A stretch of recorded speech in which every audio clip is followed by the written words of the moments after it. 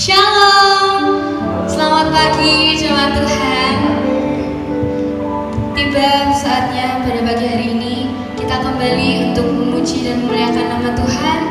Kita sama-sama mengingat bagaimana pengorbanan Tuhan di atas Kalvari di hari Jumat Agung ini. Sebelum itu, mari kita berdoa terlebih dahulu. Tuhan Yesus, terima kasih Tuhan untuk segala penyertaan-Mu di dalam hidup kami. Terima kasih untuk berkat-Mu yang tak pernah habis dalam hidup kami Tuhan. Dan ini saatnya kami datang ke hadirat-Mu Tuhan untuk memuji, memuliakan, dan menyembah nama-Mu, nama Yesus. Semoga hanya nama-Mu Tuhan yang ditinggikan lewat ibadah kami. Dan kiranya kami semua dapat memaknai kematian-Mu di Kalvari Tuhan, dan dapat hidup sesuai dengan rencana-Mu Yesus. Kiranya Engkau memberkati ibadah kami ini Tuhan. Kami menaikkan doa ini ke dalam hadirat-Mu, dalam nama Tuhan Yesus kami sudah berdoa. Haleluya, amin.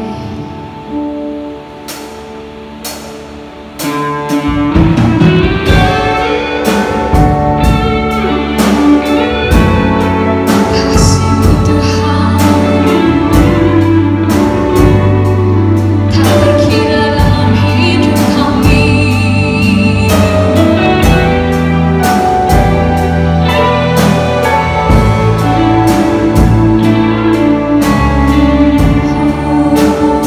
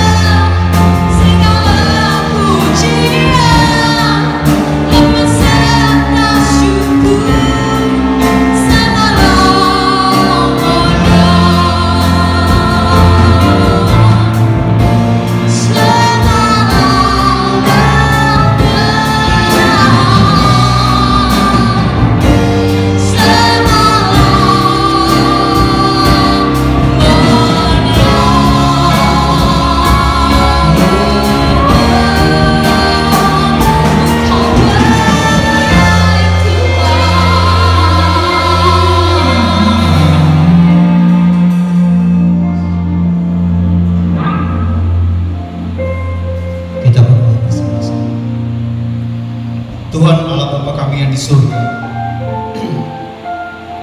Betapa kami bersyukur kepada Tuhan bahwa di pagi hari ini kami boleh datang kepada Tuhan mengingat pengorbananmu di Kalvari karena kasih-Mu bagi kami.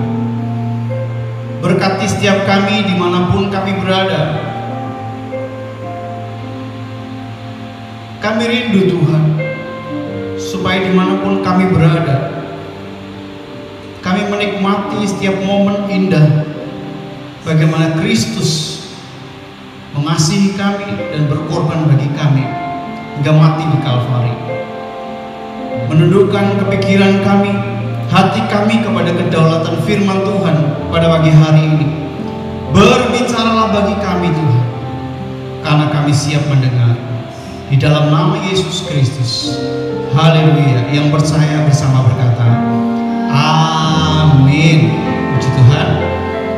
Bapak Ibu dikasih Tuhan, pada Jumat Agung pagi hari ini, momen yang sangat indah, momen yang seharusnya kita nikmati, seharusnya kita hayati betul-betul. Ini momen kemenangan bagi orang-orang percaya, di mana Kristus rela mati di Kalvari, yang dari surga singgasananya yang mulia turun ke dalam dunia hanya untuk saudara dan saya, karena Dia mengasihi Bapak Ibu dan saya. Hari ini kita akan merenungkan sebagian dari firman Tuhan yang terambil dari kitab Yohanes 3 ayat 16 sebagai poin penting kekristenan yang perlu kita mengerti. Firman Allah berkata, karena begitu besar kasih Allah akan dunia ini, sehingga Ia telah mengaruniakan anaknya yang tunggal, supaya setiap orang yang percaya kepadanya tidak binasa, melainkan beroleh hidup yang kekal. Amin. Firman Tuhan yang sering kita dengar, bahkan kita hafal sekali, tetapi ketika kita mengulang kembali, membaca kembali dan merenungkan kembali, mari kita nikmati setiap kata di dalam firman Tuhan ini, yang kita lihat betapa besarnya kasih Allah akan Bapak Ibu dan saya. Kalau kasih Allah kecil, Bapak Ibu dan saya tidak mungkin selamat. Karena kasih kecil cenderung memilih-milih mana yang akan saya selamatkan, mana yang saya tidak selamatkan. Tapi perhatikan, nats ini berkata bahwa begitu besar kasih Allah akan dunia ini, akan saudara dan saya sebagai ciptaannya. Kasih Allah yang besar itulah yang menggerakkan pribadi Allah. Allah berinisiatif kalau Dia punya kasih kepada manusia. Di sanalah Allah turun ke dunia dan memberikan anaknya yang tunggal. Supaya apa? Barang siapa yang percaya kepadanya, Bapak Ibu dan saya, ketika percaya kepada Yesus, tidak binasa, tetapi beroleh hidup yang kekal. Bapak Ibu kasih Tuhan, Jumat Agung beberapa hari yang lalu Bapak Ibu sudah dikirimi renungan, rekaman-rekaman bagaimana peristiwa-peristiwa penderitaan Yesus, step by step ya, fase demi fase penderitaan Kristus, yang harapan kami mengingatkan terus bahwa ini Paskah, ini pengorbanan Kristus. Kita akan terus mengingat pengorbanan Kristus di masa Paskah ini, bukan lagi mengingat corona. Ini sengaja kami munculkan supaya Bapak Ibu mengingat bukan corona, tetapi mengingat Kristus dan pengorbanan yang jauh lebih dahsyat dari apa yang kita alami hari ini. Mari saya ingin kita mengulang kembali, perhatikan beberapa fakta penderitaan Kristus Yesus yang membuktikan bahwa Tuhan Yesus mengasihi Bapak Ibu, Tuhan Yesus mengasihi saya. Fakta yang pertama, kalau kita melihat paku yang menancap di tangannya, paku itu sepanjang 15 sampai 20 cm, Bapak Ibu sekian ya, 15 sampai 20 cm, yang ujungnya runcing ya, sepanjang 6 cm. Bayangkan pakunya itu ditancapkan bukan pada telapak tangan, tetapi di sini Bapak Ibu, di pangkal, persis di urat nadi di sini. Bayangkan ketika paku dihujamkan, otot-otot menjadi pecah, menahan kesakitan yang begitu rupa, karena paku yang tertancap begitu besar. Otot-otot punggungnya harus menguatkan, menahan supaya rasa sakit ini tetap tertahan dalam hidupnya. Nafasnya mulai tersengal-sengal, udara di paru-parunya mulai hilang sedikit demi sedikit. Betapa mengerikannya paku yang menancap pada tangan kanan dan tangan kiri Yesus. Begitu juga dengan kaki yang tertancap Yang kedua, fakta bahwa kayu salib yang harus Yesus tanggung. Yang pertama kita perhatikan, Yesus harus memanggul kayu salib seberat 30 kg lebih. Dia harus memanggul dari Yerusalem sampai ke Golgota. Memang sebelum sampai ada Yusuf dari Arimatea yang menolong Yesus untuk membawakan kayu salib itu. Tapi bisa dibayangkan, ketika peristiwa yang terjadi, kenapa dengan 30 kilogram saja Yesus gak kuat? Bukan karena gak kuat, tapi kita perhatikan sebelum Yesus memanggul salib, apa yang dialami Yesus? Dia sudah didera, sudah dicambuk, ya, sudah dimahkotai duri, sudah dijotos, dihajar. Kelemahan tubuhnya gak memungkinkan dia untuk memikul salib yang begitu berat sampai ke bukit Golgota dengan jalan yang begitu terjal dan berbatu-batu. Yesus harus memikulnya sepanjang 2 km.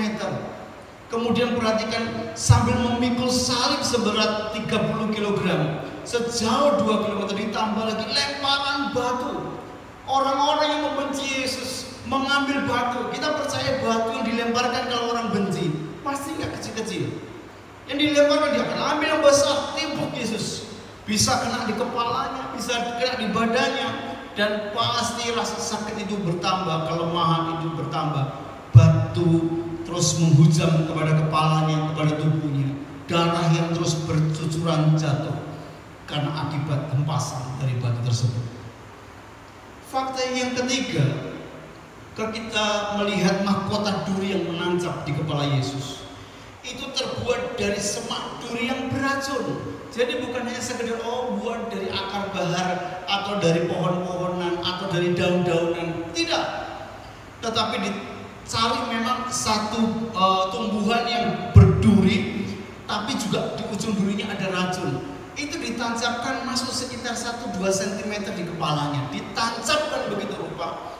Dan bisa dibayangkan ketika menancap di kepalanya, racun langsung menyebar di kepalanya. Tapi perhatikan, Yesus itu luar biasa. Ketika kepalanya tertancap oleh duri yang beracun itu, kita belajar bersama-sama. Ada 7 perkataan Yesus di Kalvari. Semuanya bukan kata-kata hujatan, padahal pikirannya, kepalanya sudah ditusuk dengan racun. Tapi perkataannya tetap benar. Itu untuk kita orang-orang berdosa. Cara menancapkannya pun dengan cara dipukul dengan kayu. Menancapkan bukan ditaruh seperti putri-putri yang ada di TV-TV, tidak. Cara menancapkannya ditancapkan, kemudian ambil kayu dipukulkan sehingga betul-betul memastikan bahwa duri itu nancap ke dalam tubuhnya dengan kuat, ke kepalanya dengan kuat. Ujung duri itu harus masuk ke kepalanya. Betapa menambah fakta bahwa ini penyiksaan yang begitu berat ketika kita melihat dan mengingat kembali pengorbanan Kristus. Belum lagi ini secara fisik, belum lagi secara mental. Yesus harus diintimidasi. Bahkan perhatikan ketika Yesus digantung di Kalvari, dia di atas kayu salib 5 jam dia harus meregang nyawa, dan akhirnya dia harus berkata, sudah selesai, kepadamu aku menyerahkan nyawa. 5 jam dia tergantung dengan segala derita, dengan segala susah payah menahan rasa sakit. Secara manusiawi Yesus tidak mampu lagi bertahan. Jam 3 sore langit menjadi gelap. Itulah terjadi tragedi. Bapak Ibu yang dikasih Tuhan, secara mental ada intimidasi. Mulai dari Getsemani diintimidasi, dikasih pertanyaan-pertanyaan yang menyudutkan, melecehkan. Oh, kamu nabi, coba tebak siapa yang memukul kamu, padahal yang memukul bergantian. Apakah kamu Mesias? Dilecehkan, dibully kalau hari ini. Itu yang dialami oleh Yesus. Ada ketelanjangan, bajunya dilepas, hanya menggunakan cawat. Kalau kita lihat di tayangan-tayangan TV, di film-film, kita tidak tahu kisah yang sebenarnya seperti apa. Itu saja sudah membuktikan bahwa betapa Yesus dibuat miskin dan tidak berdaya hanya dengan menggunakan celana dalam. Kemudian harus dianiaya, harus dilecehkan.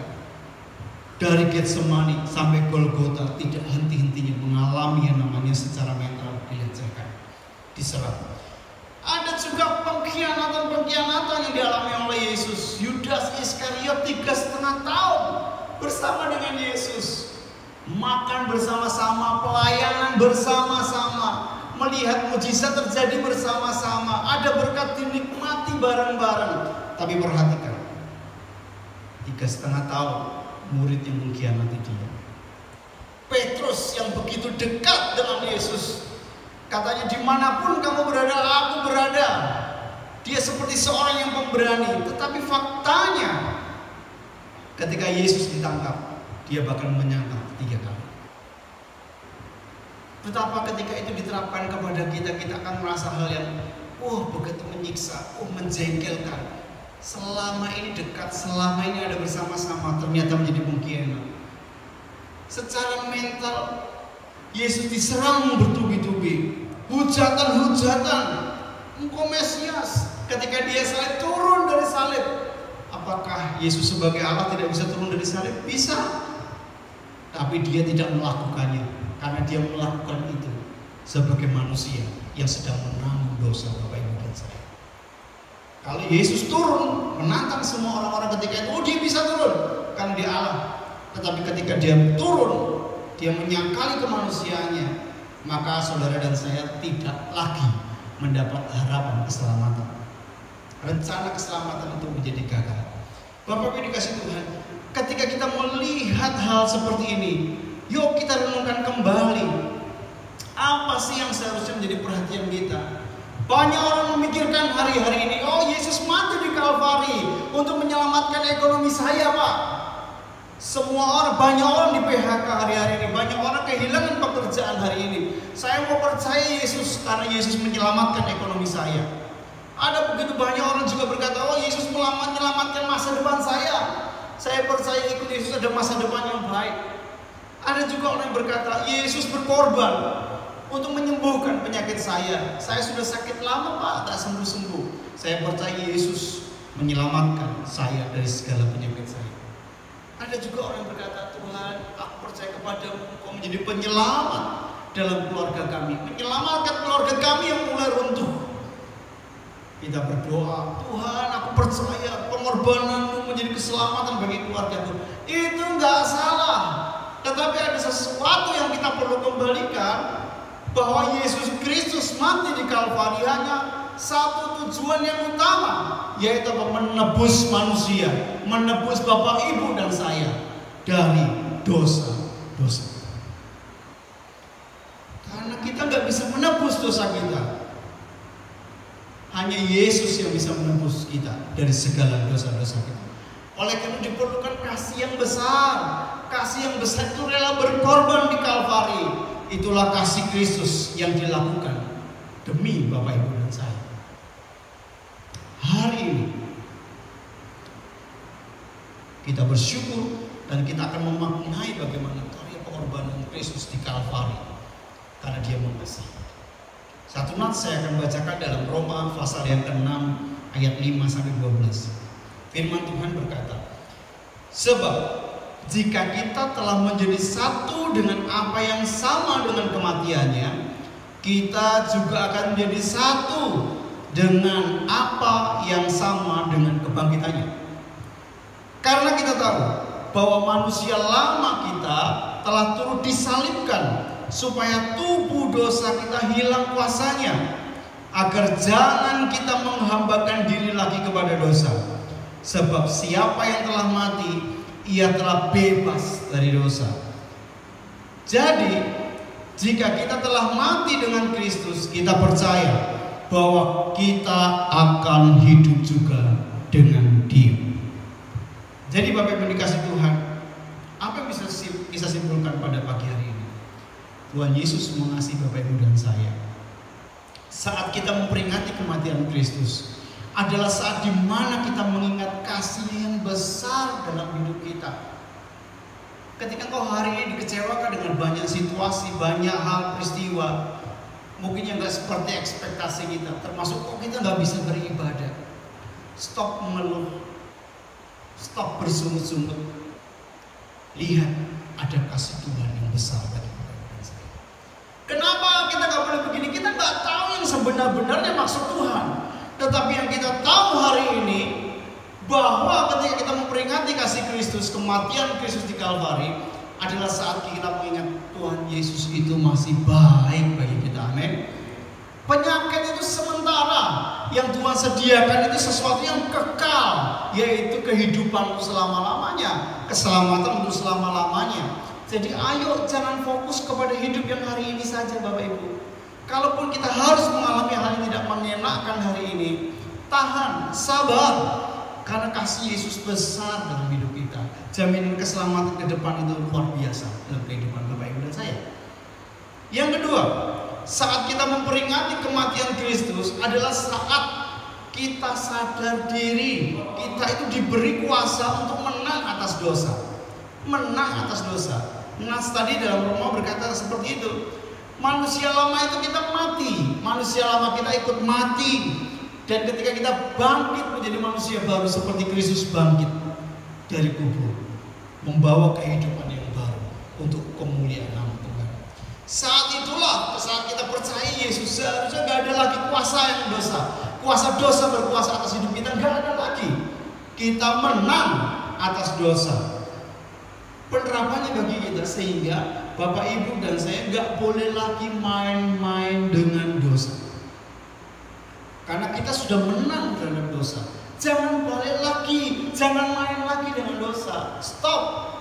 Waktunya semakin dekat, makin dekat kepada Tuhan. Yang ketiga, kesimpulannya adalah tinggalkan dosa kita dan nikmati hidup yang baru bersama dengan Kristus.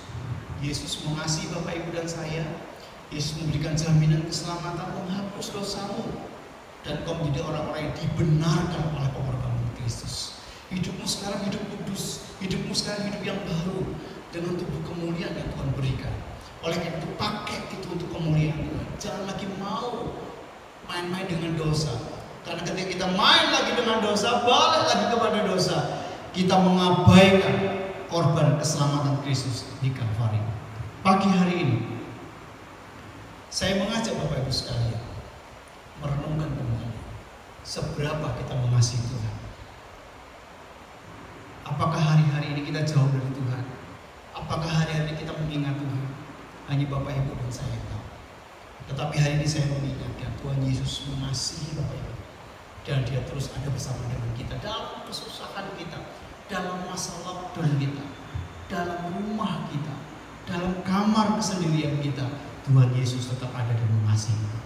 Mari kita tundukkan kepala, kita berdoa bersama-sama. Tuhan Yesus yang baik, biarlah firman-Mu ini terus berbicara bagi setiap hati dan pribadi. Kalau Kau dapati di antara kami Tuhan yang mendengar firman-Mu pada pagi hari ini masih hidup dalam dosa, ampuni kami Tuhan. Bahwa kami berlutut di hadapan Tuhan dan berkata, ampuni kami Tuhan. Kami mau hidup benar, sucikan lagi kami dari dosa kami Tuhan. Berikan kami kuasa. Kami gak mau hidup lagi seperti yang lalu, karena Kau sudah berkorban untuk kami Tuhan. Engkau sudah mati bagi kami. Ampuni kami Tuhan, dan ajar kami hidup untuk memuliakan Tuhan, menjadi hidup yang baru. Terima kasih Tuhan. Tetap berdoa, rasakan Tuhan berbicara dalam setiap hati pada pagi hari ini. Yesus Tuhan. Haleluya. Yesus Tuhan.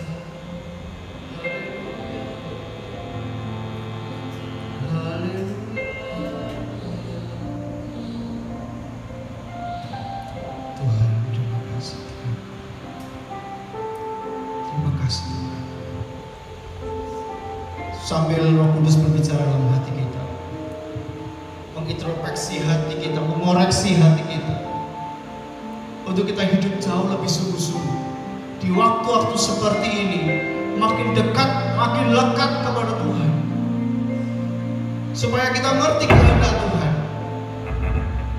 Terima kasih Tuhan. Saya persilakan Bapak Ibu menyiapkan perjamuan kudusnya.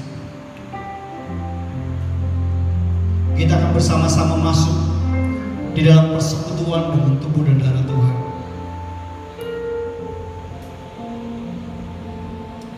Pegang rotimu di tangan kanan. Ini lambang pengorbanan Kristus di Kalvari. Terima kasih Tuhan. Bukan dengan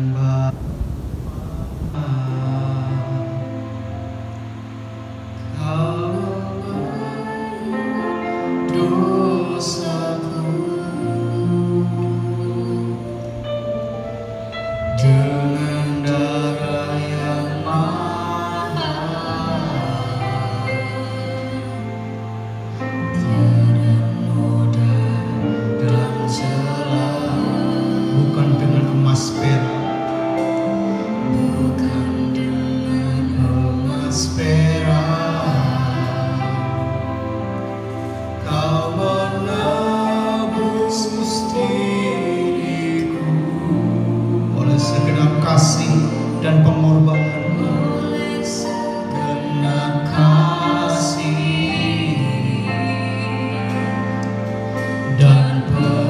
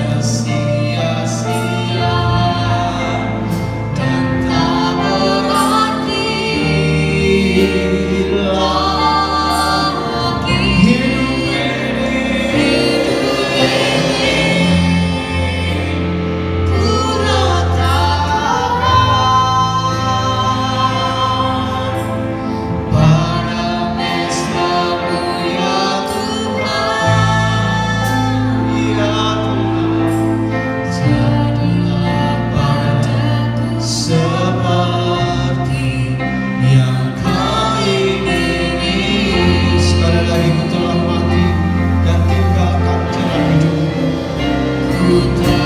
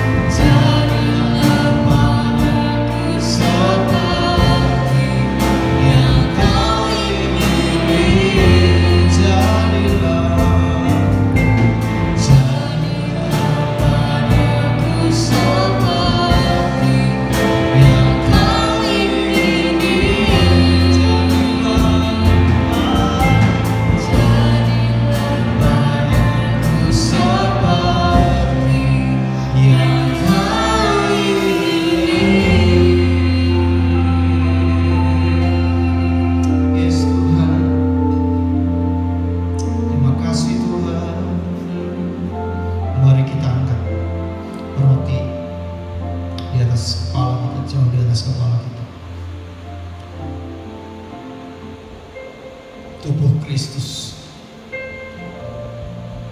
yang kita pegang, yang tercapik-capik dan teraniaya, semua karena kasih Tuhan pada kita.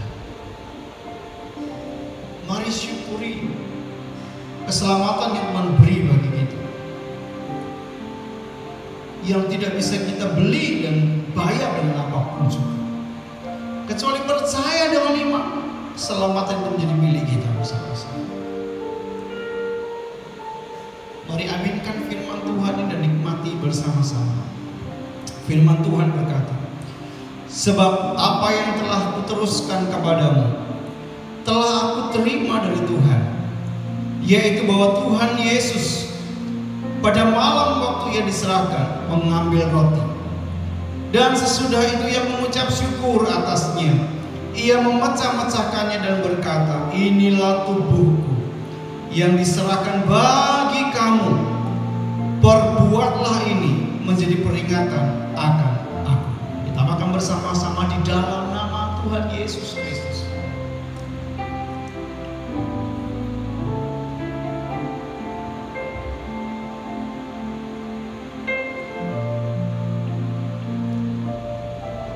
Terima kasih Tuhan. Terima kasih Tuhan.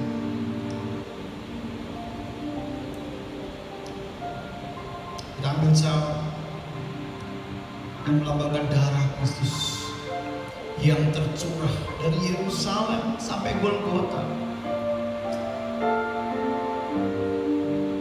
untuk menyucikan dosa-dosa kita, karena kasih yang luar biasa bagi kita. Bersyukur Tuhan, bersyukur. Aminkan firman Tuhan yang berikut ini. Demikian juga ia mengambil cawan, makan lalu berkata, cawan ini adalah perjanjian baru yang dimeteraikan oleh darahku. Perbuatlah ini setiap kali kamu meminumnya menjadi peringatan akan aku. Sebab setiap kali kamu makan roti ini dan minum cawan ini, kamu memberitakan kematian Tuhan sampai ia datang. Kita minum bersama-sama di dalam nama Tuhan Yesus Kristus. Haleluya. Terima kasih. Mari bersyukur bersama-sama untuk kebaikan Tuhan, keselamatan. Kami bersyukur Tuhan. Engkau baik. Engkau baik Tuhan, Engkau baik. Kami bersyukur. Terima kasih Tuhan. Kami boleh bersekutu dengan tubuh dan darah Tuhan. Semua karena anugerah, semua karena kebaikan Tuhan. Ajar kami memaknai dan menghargai setiap pengorbanan Kristus di Kalvari dengan hidup kudus, hidup benar, memuliakan nama Tuhan. Tolong kami Tuhan. Tolong kami memaknai keselamatan yang Kau beri bagi kami.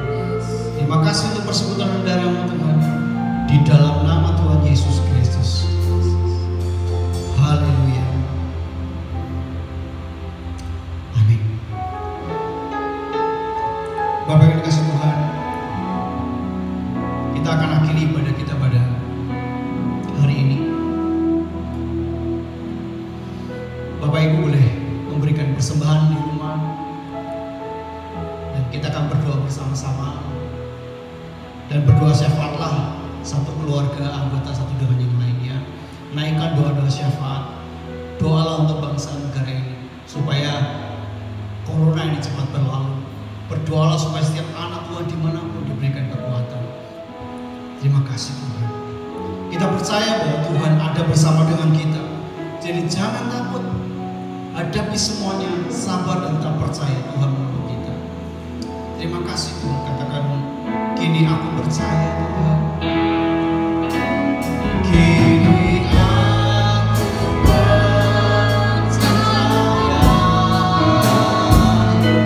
tiada yang mustahil bagimu. Kuasamu, kuasamu, dasar